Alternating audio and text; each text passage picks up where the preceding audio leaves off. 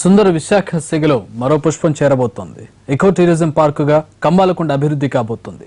ప్రపంచ బ్యాంకు సహకారంతో ఆంధ్రప్రదేశ్ అటవీ శాఖ ఈ బృహత్తర కార్యక్రమాన్ని చేపట్టింది.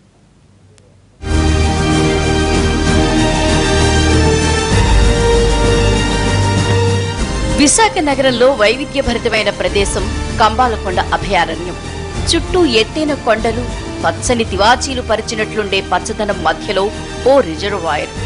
వన్యమృగాల కదలికలు, సీతాకోక చిలకల సందడి కలిసి ఆహ్లాదకరమైన ఈ వాతావరణం ఎవరికైనా హాయిగొలుపుతుందనడంలో సందేహం లేదు.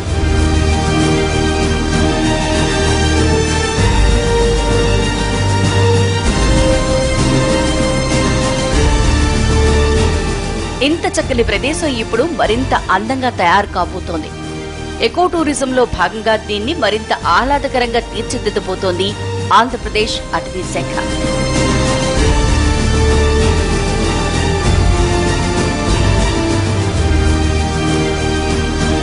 మొత్తం 7,139 హెక్టార్లలో కంబాలకొండ రిజర్వ్ ఫారెస్ట్ విస్తరించి ఉంది.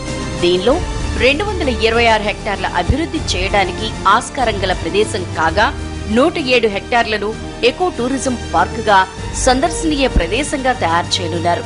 ఇప్పటికీ ఈ పార్కులో వాచ్ టవర్, కలపతో నిర్మించిన కాటేజీలు, బోటింగ్ వంటివి ఉన్నాయి. ఇక్కడి వాచ్ టవర్ నుంచి చూస్తే చుట్టూ ఉన్న కొండలు, రిజర్వాయర్, సాగర్ తీరం చాలా అద్భుతంగా కనిపిస్తుంది. 2 ఏళ్ల క్రితం వచ్చిన హుదూద్ తుఫాన్ దెబ్బకు కంబాలకొండ కళతప్పింది. అయితే దీనికి మరింత అందంగా అభివృద్ధి చేసేందుకు నడుం బిగించింది అటవీ శాఖ. అక్టోబర్ 2014లో వచ్చిన సివియర్ సైక్లోన్ వల్ల అక్కడ క్రియేట్ చేసిన ఫెసిలిటీ సర్వీస్ అన్ని కూడా సివియర్గా డ్యామేజ్ అయిపోయినాయి. తర్వాత ఒక ప్రాజెక్ట్ ప్రిపేర్ చేసి వరల్డ్ బ్యాంక్ పంపిస్తే వరల్డ్ బ్యాంక్ అప్రూవల్ కూడా వచ్చింది. దాంట్లో ఒక 12 కోట్లు స్పెండ్ చేయడానికి కంబాలకొండ ఎకో పార్క్ మీద శాంక్షన్ ఉంది ఆల్రెడీ. అట్లనే ఒక 36 crores for development of Indira Gandhi zoological park. Hudhud తుఫాన్ తర్వాత ఈ ప్రాంతంలో పర్యటించిన ప్రపంచ బ్యాంక్ బృందం జూ పార్కుకు 36 కోట్లు, కంబాలకొండకు 12 కోట్ల రూపాయల్ని మంజూరు చేసింది. ఈ నిధులతో జూ పార్క్, కంబాలకొండ పార్కుల్ని 5 ఏళ్లలో అభివృద్ధి చేయాల్సి ఉంటుంది. ఈ బాధ్యతను తీసుకున్న అటవీ శాఖ కంబాలకొండ అభివృద్ధికి వడివడిగా అడుగులేస్తోంది.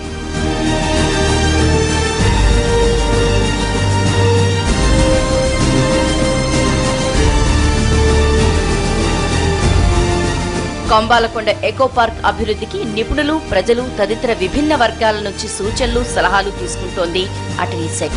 దీనికోసం ఓ సెమినార్ ను కూడా ఏర్పాటు చేసింది. ఈ సెమినార్ ద్వారా వచ్చిన సలహాలు, సూచనలను పరిగణలోకి తీసుకుని కంబాలకొండను డెవలప్ చేయాలనేది వారి ప్రధాన ఉద్దేశం.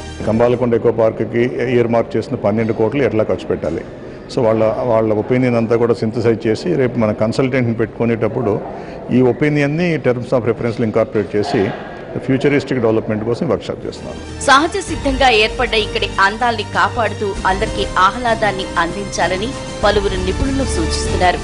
కాలుష్యాన్ని నివారించేలా, ఇక్కడ పచ్చదనాన్ని పెంచడంతో పాటు పర్యావరణంపై ప్రజలకు అవగాహన కల్పించేలా ఈ పార్క్ అభివృద్ధి చేయాలన్నది ప్రకృతి ప్రేమికుల ఆకాంక్ష.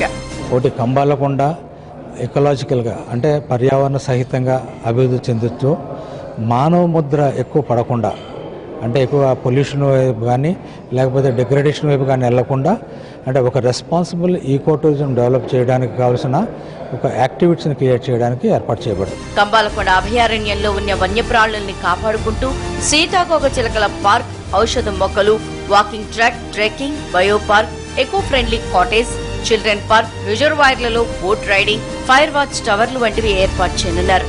దీనివల్ల పర్యాటకుల్ని విశేషంగా ఆకట్టుకునే అవకాశం ఉంటుందని నిపుణుల ఆలోచన.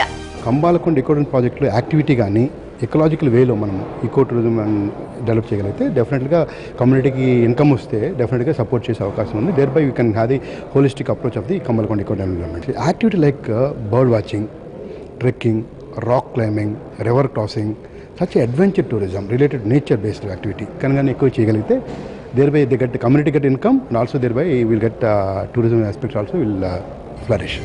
మొత్తానికి కంబాలకొండ రిజర్వ్ ఫారెస్ట్ ను ఎకో టూరిజం పార్క్ గా అభివృద్ధి చేయటం పట్ల సర్వత్రా ఆనందం వెల్లువిరుస్తోంది.